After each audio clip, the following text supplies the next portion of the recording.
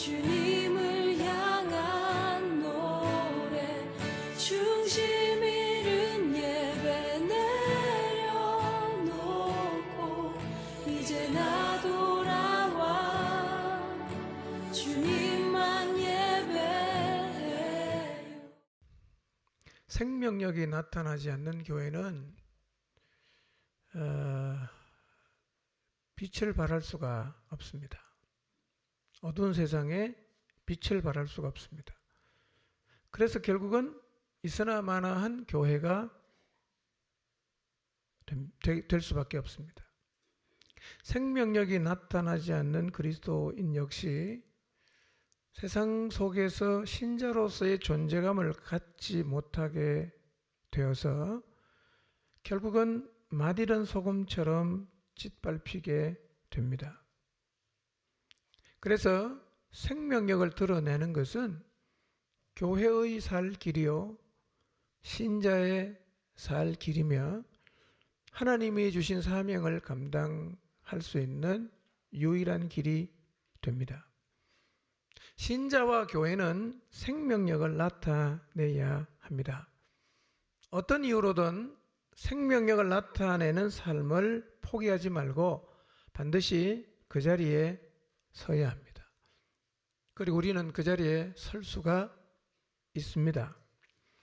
우리는 그리스도에게 연합함으로 이미 죄와 세상에서 죽었고 하나님을 향해 살아남으로 하나님께 반응할 수 있는 생명을 가지고 있습니다. 그러니까 나는 생명력을 나타내기가 어려울 것 같아. 나는 할 수 없을 것 같아. 라는 생각을 절대로 하지 마시기를 바랍니다.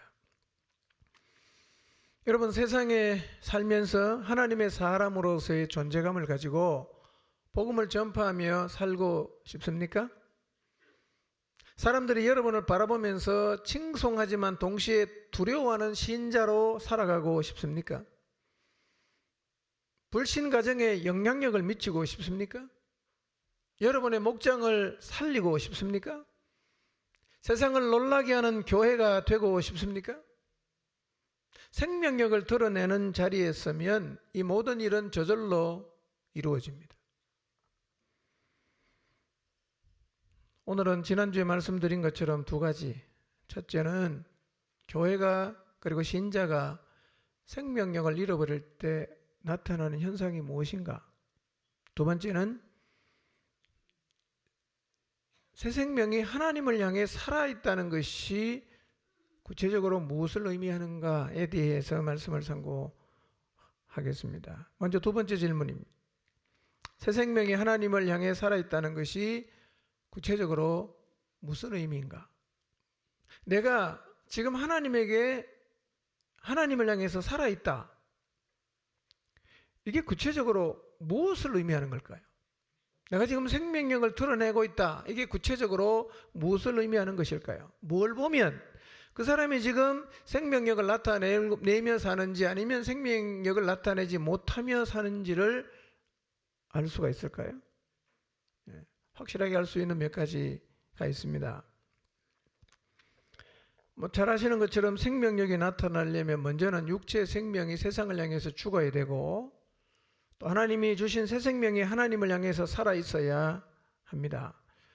두 생명이 우리 안에 지금도 존재를 하기 때문에 하나는 죽어야 돼요. 둘 다 살아 있으면 아무것도 안 됩니다. 그런데 우리의 옛 생명이 죽는 것이 그렇게 어렵지 않은 이유는 그리스도와 연합할 때 이미 죽음을 경험했기 때문입니다. 그러므로 늘 우리는 우리 자신이 세상과 죄에 대해서 죽은 자로 여겨야 합니다.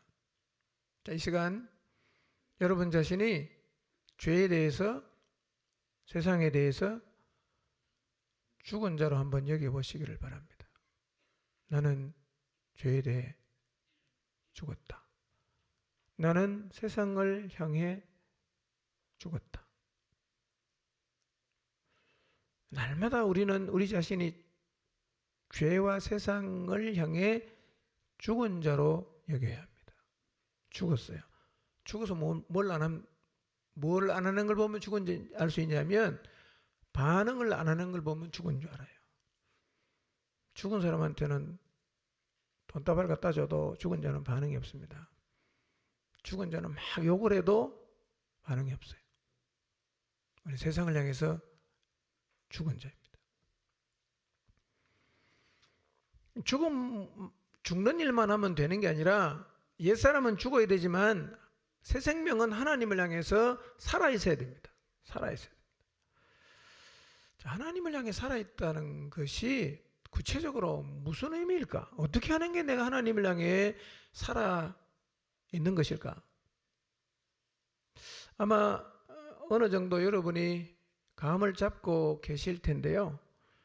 아마 제가 오늘 말씀드리는 것은 여러분이 생각하는 것하고 거의 같을 수가 있어요. 그러나 구체적으로 한번 좀 정리를 해보도록 하겠습니다. 하나님께 살아있다는 첫 번째 의미는 뭐냐면 하나님에게 반응한다는 거예요. 반응. 예. 이번 한 주 하나님께 살아있다는 게 뭘까? 이 의미에 대해서 묵상을 하다가 든 생각이 있어요. 그게 뭐냐면 하나님께 살아있으려고 하면 기본적으로 하나님이 지금 살아계신다는 것을 의식하는 게 중요하겠다. 하나님이 계신 것도 잊어먹고 사는 사람이 하나님에게 반응하는 일은 불가능하겠죠? 예. 반응해야 되는 대상이 지금 살아계신다는 것 정도는 인식을 해야 우리가 그분에게 반응하는 게 가능할 수 있다는 거예요. 여러분, 이 시간 살아계시는 하나님을 한번 생각해 보시길 바랍니다. 살아계시는 하나님. 우리는 그분에게 반응을 해야 돼요. 하나님을 까맣게 잊어먹고 사는 사람이 하나님께 반응할 수는 없어요. 왜냐하면 반응해야 될 대상이 내게 뭘 얘기하는지도 전혀 내가 알 수가 없는데 어떻게 그분에게 반응할 수가 있겠어요? 그러니까 하나님에게 반응하려고 하면 적어도 하나님이 살아있다는 사실은 늘 의식하고 인식하면서 사는 게 사실은 전제가 돼야 돼요. 하나님 살아계신다. 하나님 나와 함께 계신다. 늘 기억하셔야 돼요. 하나님께 살아있다는 첫 번째 의미는 하나님에게 반응한다는 건데요. 하나님께 반응한다는 건 사실은 설명하기 쉽지 않아요. 어떻게 하는 게 반응하는 건가? 좀 구체적으로 말씀드리면 뭐냐면 하나님에게 반응한다는 말은 실제적으로는 하나님의 말씀에 반응하는 거예요. 하나님의 말씀에 반응하는 거예요. 자, 이게 무슨 의미인지는 뒤에 가서 좀 살펴보도록 하겠습니다. 자, 하나님에게 살아있다는 두 번째 의미가 있습니다. 하나님에게 살아있다는 두 번째 의미는 뭐냐면 하나님이 보시듯 세상을 보는 거예요. 하나님이 세상을 보시듯 하나님이 상황을 보시듯 나도 그렇게 보는 거예요. 좀 다르게 표현하면 하나님의 시각과 관점을 가지고 인생을 바라보고 세상을 바라보고 상황을 바라보는 사람은 하나님을 향해 살아있는 사람이고, 세상과 상황을 하나님의 관점이 아니라 세상 사람의 관점으로 바라보는 사람은 하나님을 향해 살아있는 게 아니라 세상을 향해 살아있는 사람입니다. 세상은요, 똑같은 상황인데요, 하나님이 보시듯 볼 수가 있어요. 그리고 세상이 보듯 볼 수가 있어요. 근데 어떤 시각으로 보느냐에 따라서 똑같은 상황인데 해석이 완전히 달라집니다. 완전히 달라져요. 자, 하나만 살펴볼까요? 자, 하나님이 보시듯이 본다는 의미는 이런 거예요. 고린도후서 4장 17절과 18절 읽어봅니다. 시작. 우리가 잠시 받는 혼란에 경한 것이 지극히 크고 영원한 영광에 중한 것을 우리에게 이루게 함이니, 우리가 주목하는 것은 보이는 것이 아니요 보이지 않는 것이니, 보이는 것은 잠깐이요 보이지 않는 것은 영원함이라. 예. 자, 바울은요, 자신이 겪고 있는 혼란을 누가 보듯이 봅니까? 하나님이 보시듯 보는 거예요. 그러니까 바울은 사람이 감당하기 쉽지 않은 굉장히 힘든 고난과 핍박을 지속적으로 받으며 살았어요. 그런데 바울은 그 환난을 어떤 시각으로 보느냐 하면 이거는 잠시 받는 거야. 이거는 가벼운 거야. 이렇게 받아들였다는 거예요. 그러니까 왜 사도 바울이 그렇게 볼 수가 있었어요? 주님 앞에 가서 받게 될 영원한 영광을 바라보고 있기 때문에 지금 자기가 겪는 게 하나님의 관점으로 보니까 대단한 게 아니다. 그렇게 보였던 것입니다. 잠시 받는 거야. 가벼운 거야. 예. 우리도 복음 때문에 환난도 받을 수 있고 고난도 받을 수 있고 피곤하게 살 수도 있어요. 우리는 지금 내가 지금 겪고 있는 그 상황을 어떻게 보고 있을까요? 가벼운 것으로 보고 있을까요?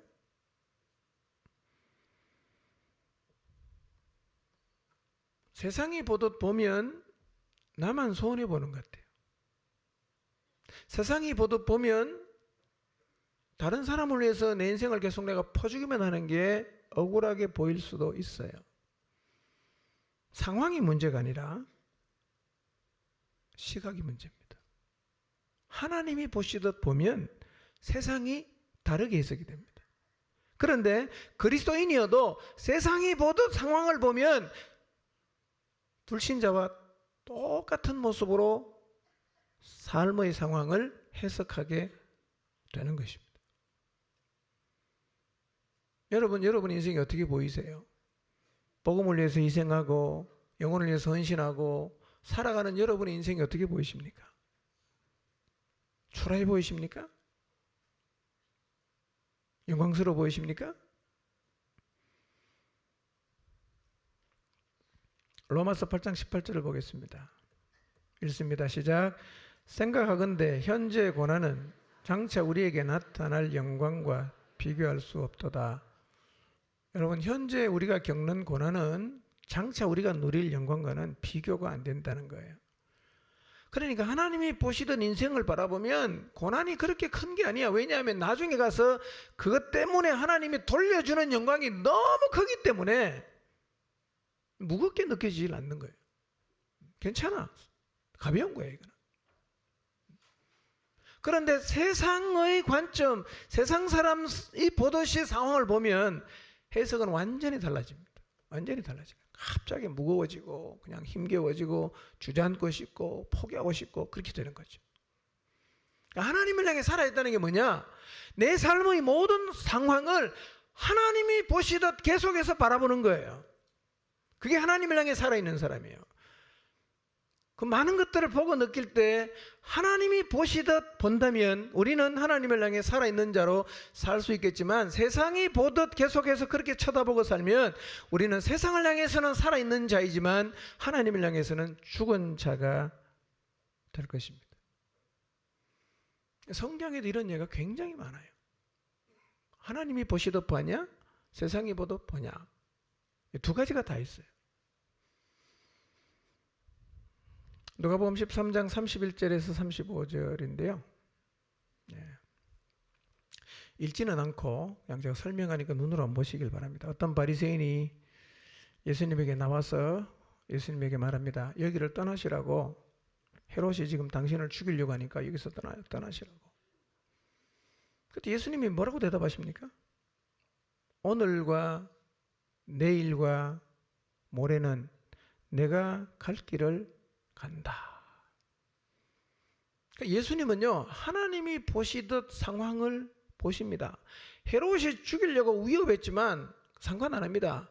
누가 나에게 뭐라고 말을 하든 내가 세상을 구원하는 구속자로 아버지 하나님의 보내심을 받았기 때문에 오늘과 내일과 모레는 내가 갈 길을 간다.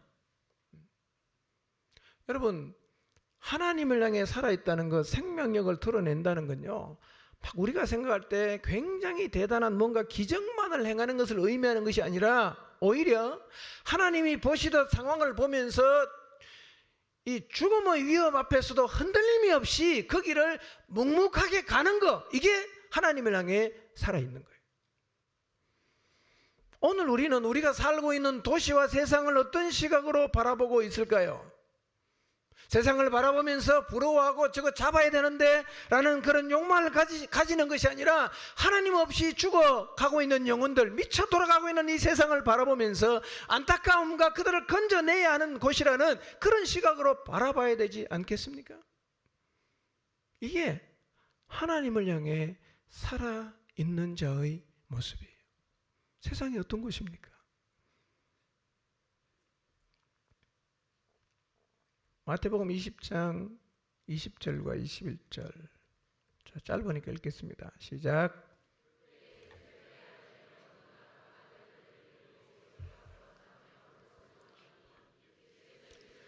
무엇을 원하느냐? 이르되 나의 이 두 아들을 주의 나라에서 하나는 주의 우편에 하나는 주의 좌편에 앉게 명하소서. 야고보와 요한의 어머니가 자기 두 아들을 좀 높여주고 싶은 욕망이 생겼어요. 그래서 지금 예수님 앞에 와서 뭐 하는 겁니까? 청탁하는 거예요. 청탁. 우리 아들 하나는 당신 우편에 하나는 좌편에 좀 앉게 해주세요.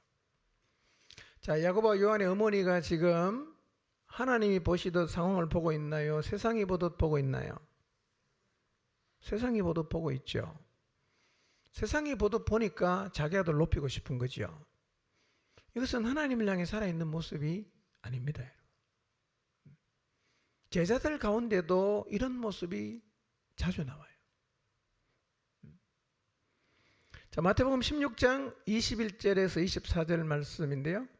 21절부터 나오는 이 말씀의 앞에는 16장 16절부터 보면 베드로가 예수님을 향한 신앙 고백을 하지요. 주는 그리스도시요 살아계신 하나님의 아들입니다. 대단한 고백을 했어요. 그 다음에 일어난 이야기들인데요. 21절을 읽어보겠습니다. 시작. 이때로부터 예수 그리스도께서 자기가 예루살렘에 올라가 장로들과 대제사장들과 서기관들에게 많은 고난을 받고 죽임을 당하고 제3일에 살아나야 할 것을 지금 이 순간에도 주님은 여전히 아버지로부터 받은 사명을 받아들입니다. 그리고 그 길을 묵묵하게 걸어갈 것에 대해서 말씀하십니다. 나는 예루살렘에 올라가서 고난을 받고 죽임을 당하고 3일에 살아나는 그 길을 걸어간다. 예수님은 그렇게 말씀하시는 거예요. 그 주님은 늘 하나님을 향해 살아있어요. 죽음의 길이다. 그렇지만 나는 이 길을 간다. 여러분, 생명력을 드러낸다는 것, 하나님을 향해 살아있다는 것은요, 모든 사람이 볼 때 깜짝 놀랄 만한 기적만 있는 게 아니라 때로는 고난과 아픔과 희생과 고통이 따르지만 그래도 나는 그 길을 나는 간다. 하나님이 가게 하신 이 길을 나는 간다. 이렇게 살아있는 거예요. 22절을 봅니다. 읽읍시다. 시작. 베드로가 예수를 붙들고 항변하여 이르되 주여 그리 마옵소서 이 일이 결코 죽게 미치지 아니하리이다. 자, 여러분, 지금 베드로의 반응은 하나님이 보시듯 상황을 보고 있는 것 같습니까? 아니면 세상이 보듯 상황을 보고 있는 것 같습니까? 베드로는 지금 하나님의 관점에서 보는 게 아니라 자기의 관점에서 이 상황을 보고 있어요.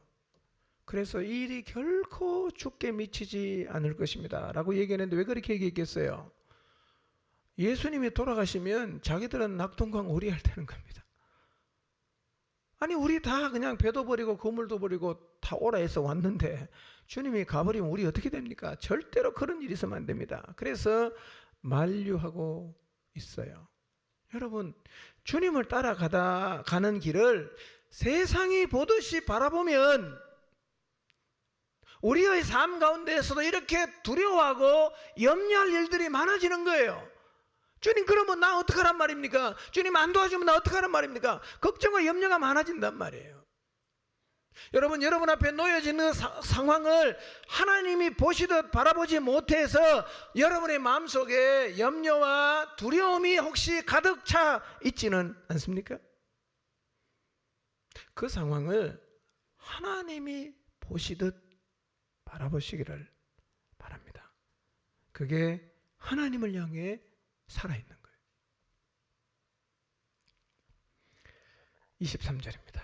읽겠습니다. 시작.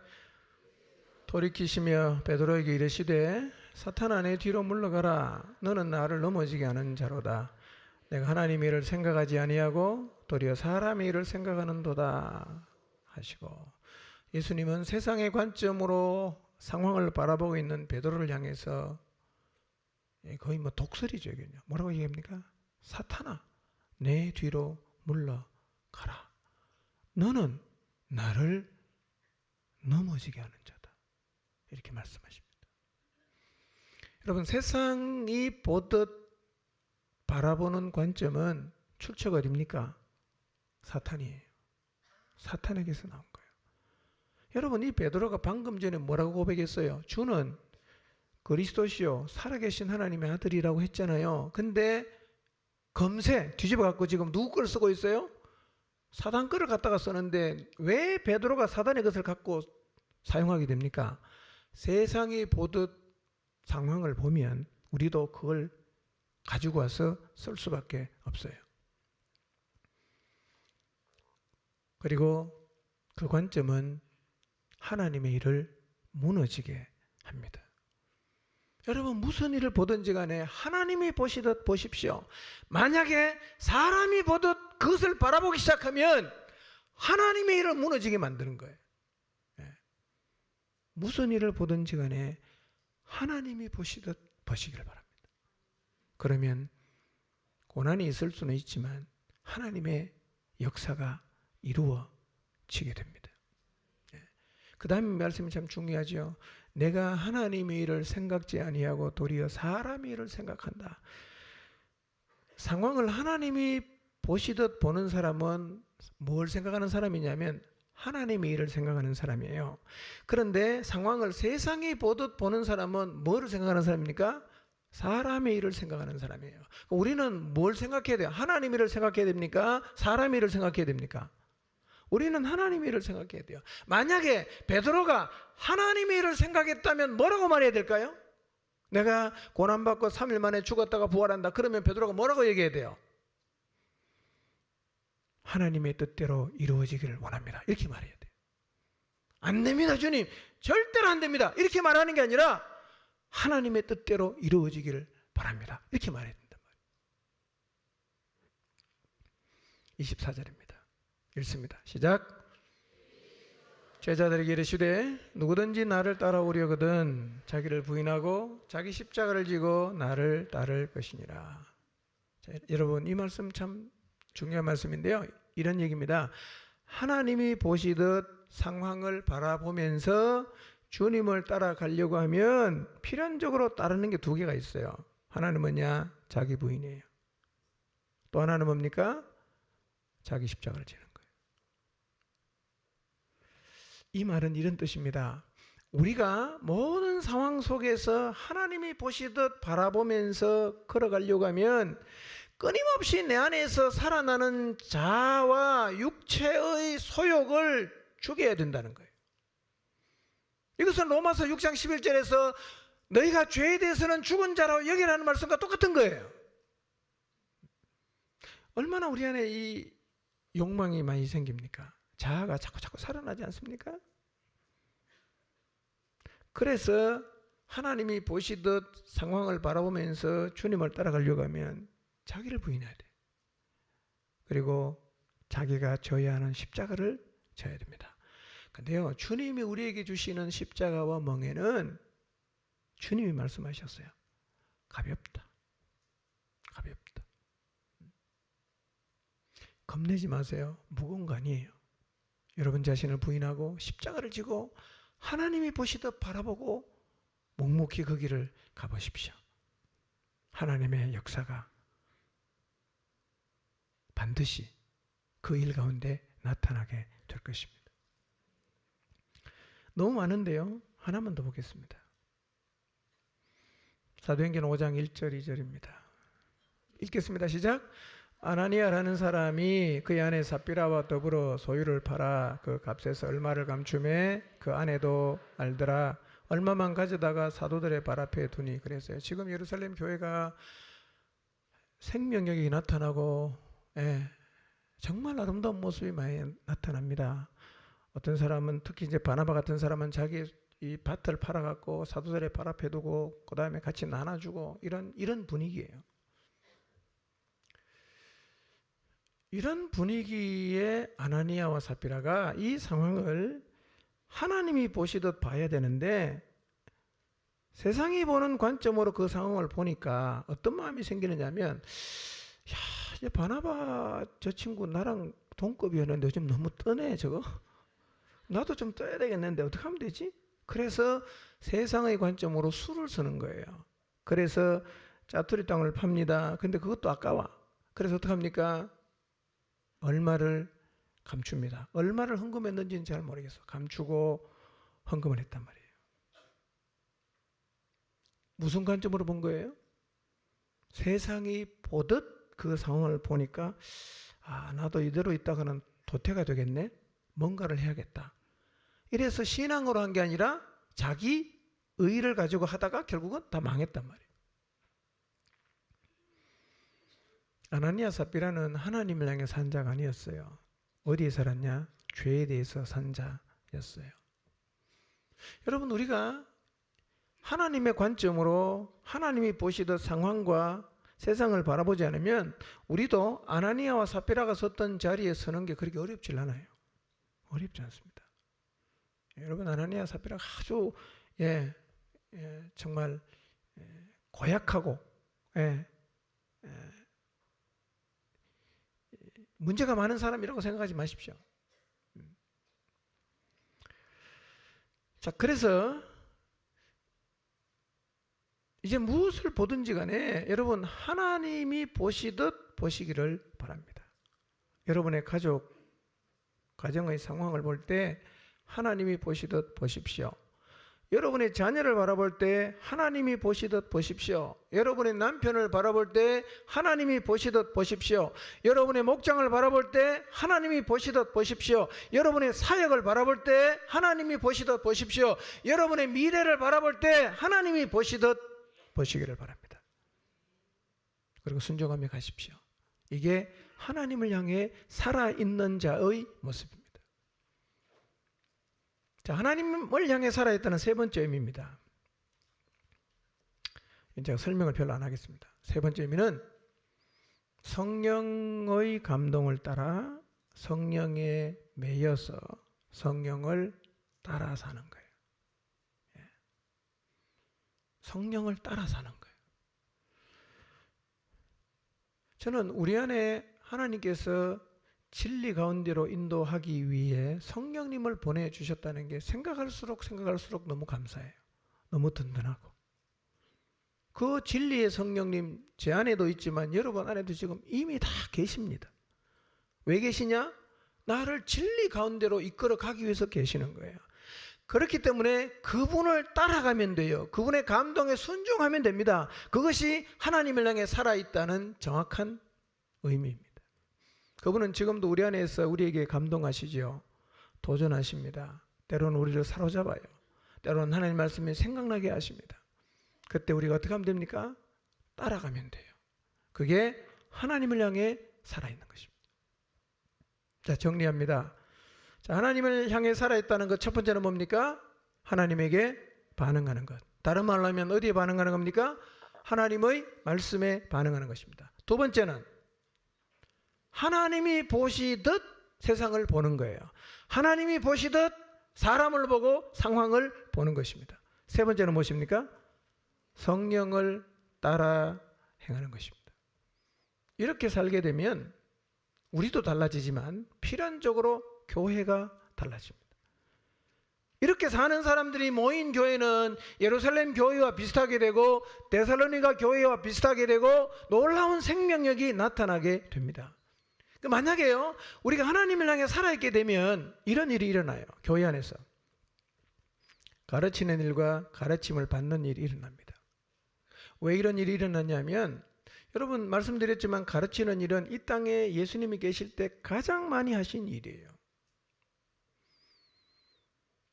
그래서 하나님을 향해 살아 있으면요, 가르치는 일, 가르침을 받는 자리에 서는 일이 자연스럽게 일어나요. 나는 영혼을 바라보면서 저 영혼 하나님 말씀으로 가르쳐서 잘 길러야겠다, 양육해야겠다 라는 마음이 하나도 안 든다.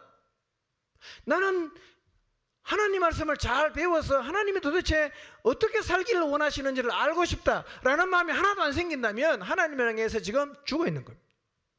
죽어 있는 거예요. 이유 여하를 막론하고 지금 가르치는 일, 지금 가르침을 받는 일을 하지 않고 있다면 나는 하나님을 향해 살아있는 사람이 아니라고 보셔야 됩니다. 예. 아무리 각주를 달아도 그건 아니에요. 아니에요. 그리고 하나님을 향해 계속 살게 되면요, 교회 안에 어떤 일이 자연스럽게 일어나느냐면 서로 교제하는 일이 일어나요. 우리가 말씀에 반응하고 하나님의 시각으로 서로를 바라보고 성령의 인도를 따라가면 반드시 서로 교제하는 일이 일어나요. 여러분, 우리 시대는 프라이버시를 극도로 존중하는 시대입니다. 사람들이 다 비밀을 갖고 있어요. 예, 이제는 부부 사이의 비밀도 용인이 되는 시대 아닙니까? 예. 여러분도 부부 사이의 비밀을 용인하십니까? 카톡에 비번 걸어놓고, 예, 내 폰 절대로 못 열어, 지문 걸어놓고, 다 수상한 겁니다.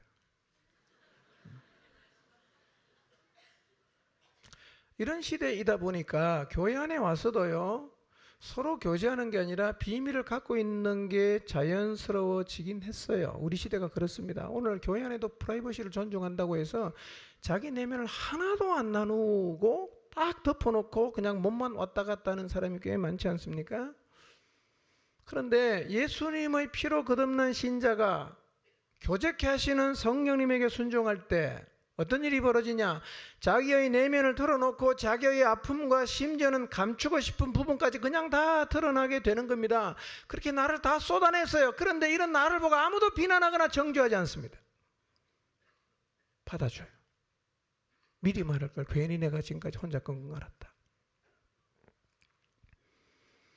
그래서 생명력이 나타나는 교회 안에서는 자신의 내면을 두려움 없이 엽니다.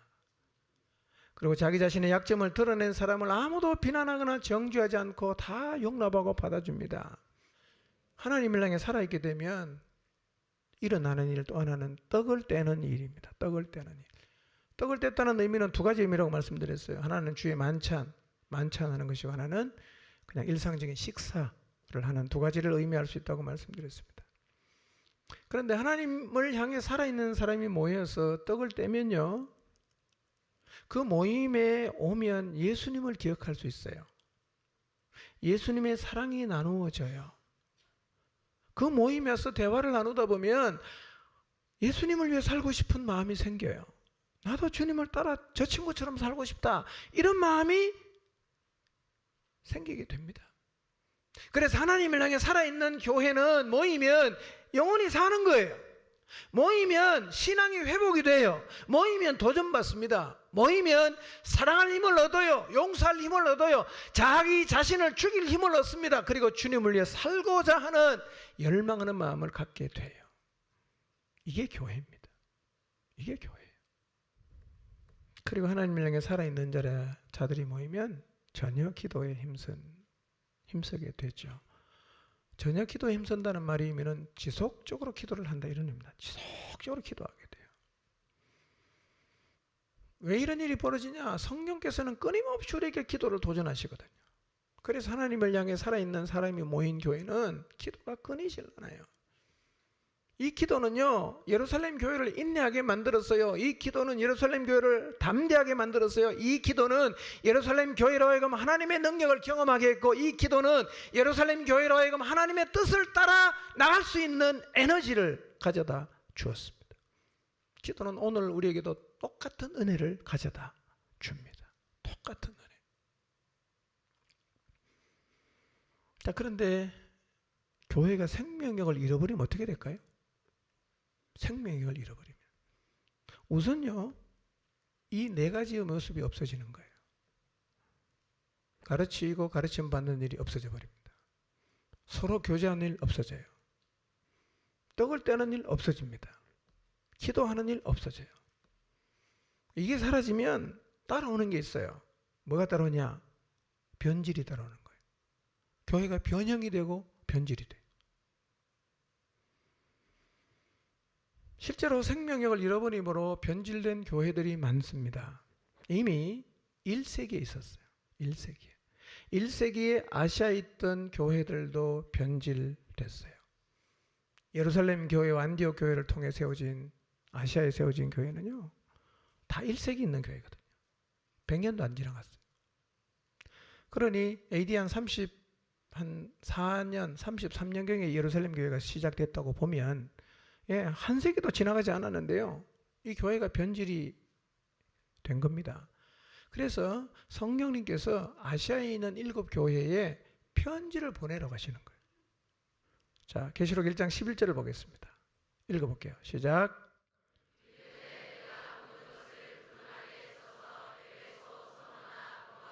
또아디라, 사데, 빌라델비아, 라오디게아 등 7교회에 보내라 하시기로. 여러분, 성령님께서 지금 아시아에 있는 7교회 이름을 다 거명하면서 내가 보는 것을 두루마리에 써서 보내라는 거예요. 다시 말하면 편지를 보내라는 거죠. 여러분, 편지를 왜 보냅니까? 편지를 왜 보냅니까? 뭐 가끔씩은 안부 편지를 보내기도 하지만 대개 우리는 편지를 왜 보냅니까? 하고 싶은 말이 있으니까 보내잖아. 그렇죠? 할 말이 없으면 편지를 안 보내잖아. 뭔가 쟤한테 내가 하고 싶은 얘기 있다. 그러면 편지를 보내죠. 성령님께서 왜 이 7교회를 거명하면서 편지를 보내라고 하셨을까요? 성령님께서 그 교회들에게 뭐가 있다? 하고 싶은 말이 있다는 거예요. 내가 이 교회들에게 하고 싶은 얘기가 있으니까 네가 편지 좀 보내라. 이렇게 성령님께서 누구에게 말씀하십니까? 사도 요한에게 편지 보내라는 거예요. 여러분, 성령님께서 하고 싶은 말이 뭐였을까요? 7교회가 다 책망받은 건 아니고 5교회가 책망받았어요. 근데 이 편지를 보낸 이유는 잘하고 있는 교회는 격려하기 위해서 보냈고, 그 다음에 나머지 5교회는 변질된 모습을 알려주고, 그 다음에 회개를 촉구하기 위해서 보낸 거예요. 너네 모습이 이렇게 변했다. 너네 회개해라. 이거를 말하고 싶어서 성령님이 지금 편지를 보내라고 하신 거예요. 왜 교회가 변질됐을까요? 왜 교회가 회개를 해야 되는 자리에 선 걸까요? 이유가 있어요. 하나님의 말씀에 반응을 안 했어요. 자, 하나님을 향해 살아있다는 것 첫 번째가 뭐라 그랬어요? 하나님에게 반응하는 것이고, 더 쉽게 표현하면 하나님의 말씀에 반응하는 것인데, 하나님의 말씀에 반응을 안 한다는 말은 뭔 얘기입니까? 하나님을 향해서 죽어 있다는 얘기요. 하나님을 향해 죽어 있으니까 어떻게 되겠어요? 변질되죠. 그러니까 회개하라고 편지를 보낼 수밖에 없는 거예요. 여러분 한번 생각해 보십시오. 우리는 지금 성령님이 하시는 말씀을 잘 듣고 있는지 한번 생각해 보세요. 나는 잘 듣고 있나? 성령님이 하시는 말씀 잘 듣고 있나? 생각해 보세요. 잘 듣는 것 같습니까?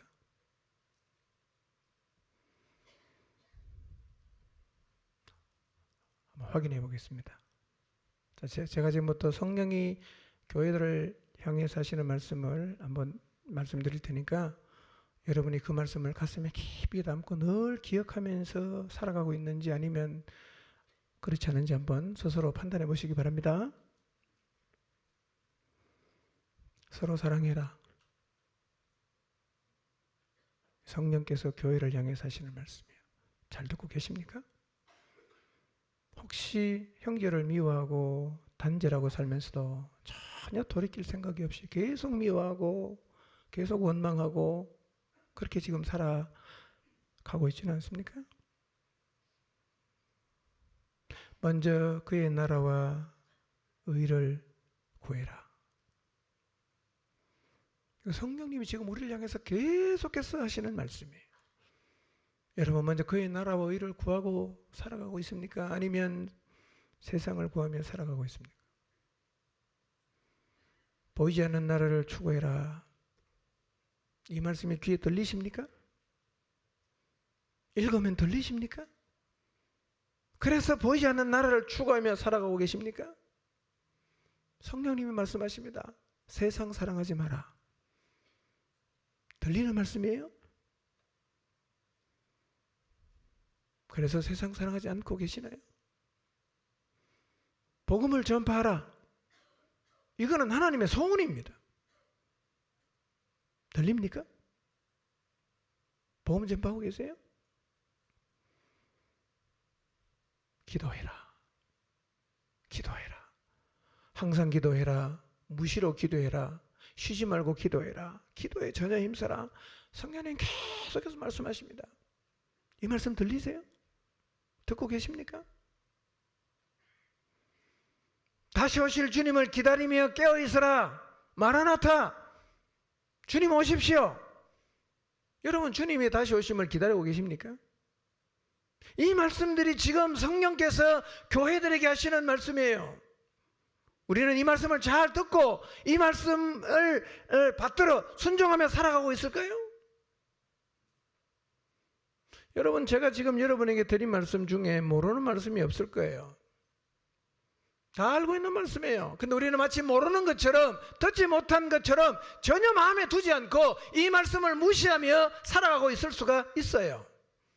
여러분, 성령님이 우리에게 하시는 말씀이요, 지금까지 내가 교회 다니면서 한 번도 들어보지 못한 비밀스러운 얘기가 아닙니다.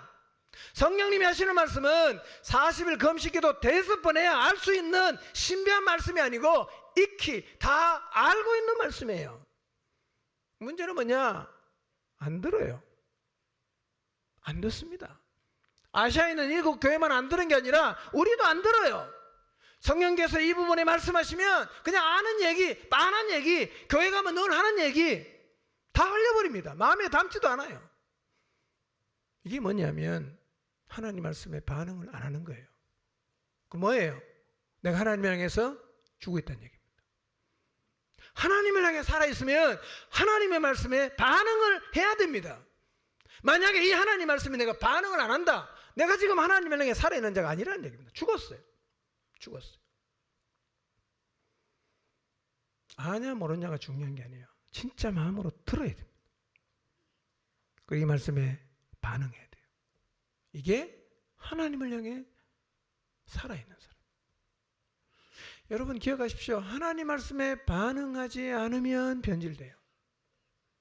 말씀에 반응 안 하면 변질돼요.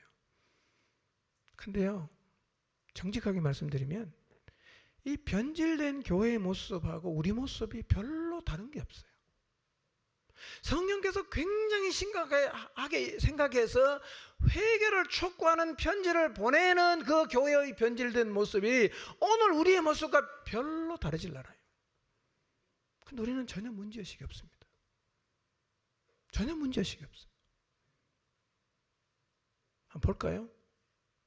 성령께서 회개를 촉구하는 1세기의 교회들의 변질된 모습이 어떤지 한번 보겠습니다. 근데요, 우리랑 지금 우리 모습이랑 비슷해요. 그게 무슨 얘기냐? 우리도 이미 변질됐고 우리도 회개해야 되는데 우리는 계속 반응 안 합니다. 말씀에 반응이 없어. 첫 번째, 성령의 책망을 받은 교회의 변질된 모습은 처음 사랑을 버린 거였어요. 처음 사랑을 버린 거. 자, 계시록 2장 4절로 읽지 않겠습니다. 그냥 눈으로 보시기 바랍니다. 너를 책망할 게 있는데 뭐냐? 너의 처음 사랑을 버렸다는 거예요. 처음 사랑을 버렸다. 여러분, 사랑은요, 그냥 사랑만 달랑 존재하지 않습니다. 사랑 안에는 담긴 게 굉장히 많습니다. 누군가를 사랑해보세요. 이 사랑 안에는 담긴 게 엄청나게 많아요. 사랑 안에는 희생도 있고 헌신도 있고요, 수고도 있고 다 담겨 있는 거예요. 사랑이 떨어지면 다 없어집니다. 근데 이 사랑을 버렸다는 의미가 뭐예요? 여러분, 사랑을 버린 자체가 이미 변형이거든요. 변질된 거거든요. 근데 오늘날 한번 우리 자신을 돌아봅시다. 하나님을 향해서 사랑한다고 고백할 수 없는 채로 수년 혹은 십수년을 지나오지만 그것이 변질이라는 사실을 우리는 전혀 인식을 안 하거나 못하고 있을 수 있어요. 사랑 없는 거 다 없는 거 아니야? 뭐 나만 없냐? 니도 없고 다 없는데. 사랑 없는 게 문제가 없다고 생각하는데요. 성경이 가르치는 도전이 뭐냐면 사랑 없는 게 뭐라고 얘기합니까? 그게 이미 변질이라는 거예요. 사랑 없는 게 변질이에요. 성령이 회개하라 그러거든요. 근데 성령이 회개를 촉구하시는 이 내 교회의 모습을 우리가 거의 다 갖고 있어요. 근데 우리는 문제의식이 없어요. 그러니까 인식의 차이가 성령님이 보시는 거하고 우리가 보는 인식의 차이가 갭이 큰데요. 맞춰야 됩니다. 맞춰야 돼요. 두 번째, 성령의 책망을 받은 변질된 교회의 모습이 뭐냐면 세상과 타협하는 것이었어요. 세상과 타협하는 것. 자, 계시록 2장 20절을 보면 이 두아디라 교회의 문제가 뭐냐면 이세벨을 용납한 거였거든요. 이세벨을 용납한 게 뭐냐면 세상과 타협했다는 말입니다. 그 당시에 신자들 가운데 사업하는 사람들이나 사회생활을 하는 사람들에게 문제가 뭐냐면 그 도시 자체에 신전 제사가 문화처럼 되어 있기 때문에 어떤 모임을 하면 항상 신전에 가서 나온 제사 음식을 가지고 밥을 먹고 나서 회의를 하는 거예요. 그러니까 신자가 거기에 참여할 수가 없어요. 가면 먹어야 되니까. 안 먹으려니까 사업을 못하고 먹으려니까 하나님 앞에 죄짓고, 이 딜레마입니다. 매우 힘든 문제였어요. 그때 혜성같이 등장한 선지자가 한 명 있어요. 이세벨. 성 이시였어요. 이 이세벨 선지자가 나타나서 뭐라고 외치느냐면 우상의 제물 먹어도 괜찮다. 그거는 문화다. 라고 얘기했어요. 복음이었어요. 복음. 됐다. 이 사업하려고 하면 모임에 가서 밥을 같이 먹고 뭐 회의에 참석해야 되는데 제사 음식을 안 먹으니까 회의에 참석하는 게 힘들었는데, 그래서 사업하는 게 너무 힘들었는데 먹어도 괜찮다고 하니까 얼마나 복음이었겠어요. 그래서 두아디라 교회가 이 이세벨의 교훈을 받아들였어요. 이게 뭡니까? 타협한 거예요. 타협. 그래서 성령께서 뭐라고 말씀하십니까? 이 교회를 향해서 회개하라고 하시는 거예요. 세상과 타협하며 살아가는 모습을 회개하라. 여러분, 세상과 타협하는 것 보기 힘든 광경입니까? 어려운 일입니까? 어쩌면 우리는 자주자주 세상과 타협하고 지금 살고 있을 수가 있어요. 너무 타협에 익숙해지다 보니까 타협 문제 없다고 생각합니다. 근데 성령께서는 회개하라고 말씀하십니다. 세 번째, 성령의 책망을 받은 변질된 교회의 모습이 뭐냐면 온전함을 잃은 거예요. 여러분, 하나님을 향해 살아있지 않을 때 생기는 변질이 뭐냐면 온전함이 없어지는 거예요. 여러분, 행위가 없다는 얘기가 아니에요. 행위는 있어요. 뭐가 없습니까? 온전함이 없는 거예요. 이걸 성령이 뭐라고 규정합니까? 이 변질이라고 규정합니다. 그리고 회개하라고 말씀하시는 거예요. 여러분의 삶에 온전함이 있는가 한번 생각해 보세요. 하나님 앞에 드리는 시간에 온전함이 있고, 하나님 앞에 순종하는 데 온전함이 있고, 돈에 대한 온전함이 있고, 하나님 앞에 한 약속을 지키는 일에 온전함이 있습니까? 하면 하고 안 되면 고마이고, 되면 하고 안 되면 안 해도 괜찮고, 다 적당해져 버린 거. 이거를 성령님은요, 회개하라 그러거든요. 이 4대 교회의 이런 모습을 보고 성령님 뭐라고 말씀하시냐면, 내가 보니 너희가 살았다고 하는 이름은 있는데 실상은 죽은 자다. 이렇게 얘기합니다.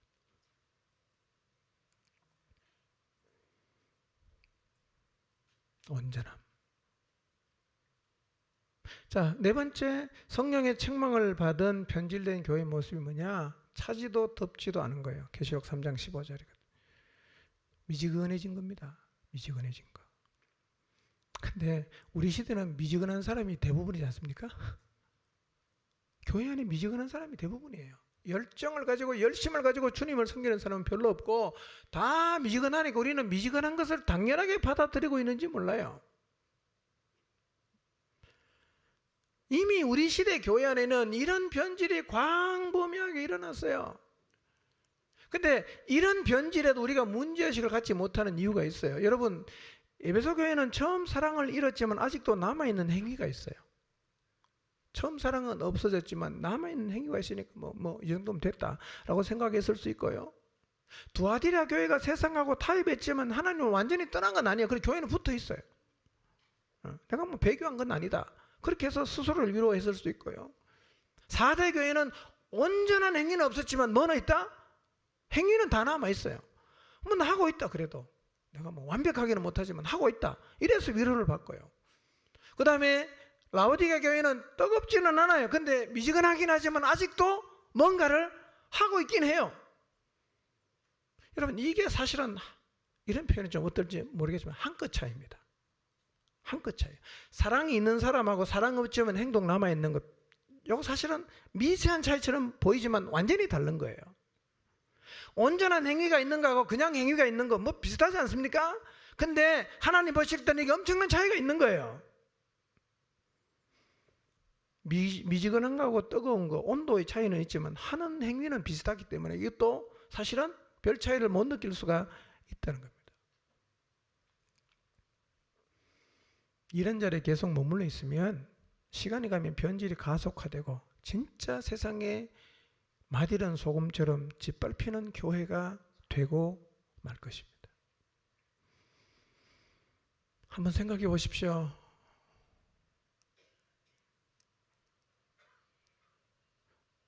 내가 서 있는 자리가 주님을 사랑한다고 고백할 수 없는 자리는 아닌가? 지금 내가 서 있는 자리가 세상과 타협하는 자리는 아닌가? 지금 내가 서 있는 자리가 온전함이 하나도 없는 자리는 아닌가? 지금 내가 서 있는 자리가 열심을 다 잃어버리고 미지근하게 변질된 자리가 아닌가? 그렇다면 회개가 필요한 자리임을 기억하시기를 바랍니다. 왜 교회가 변질되냐? 성도가 하나님을 향해 살아있지 못했기 때문입니다. 이제 여러분 하나님에게 반응하며 사시기 바랍니다. 하나님 말씀에 반응하며 사시길 바랍니다. 모든 상황을 하나님 보시듯 바라보시기를 바랍니다. 우리 안에 계신 성령님을 따라 행함으로 하나님을 향해 살아있는 자가 되셔야 합니다. 오늘 우리가 이 자리에 선다면 성도의 영광, 교회의 영광을 보게 될 것입니다. 지금도 어둠 속에서 수많은 영혼이 죽어가고 있습니다. 그들을 구출하기 위해서 교회가 더 강한 빛을 반사해야 합니다. 이것이 하나님의 기대입니다. 칠흑 같은 어둠으로 덮인 이 세상을 하나님의 빛으로 밝혀 어둠에 갇혀있는 영혼들을 건져내는 살아있는 교회, 영혼을 구원하는 교회가 되도록 보중침의 모든 지체들이 하나님의 생명력을 드러내고 하나님을 향해 살아있는 자리에 서게 되시기를 주님의 이름으로 축원합니다.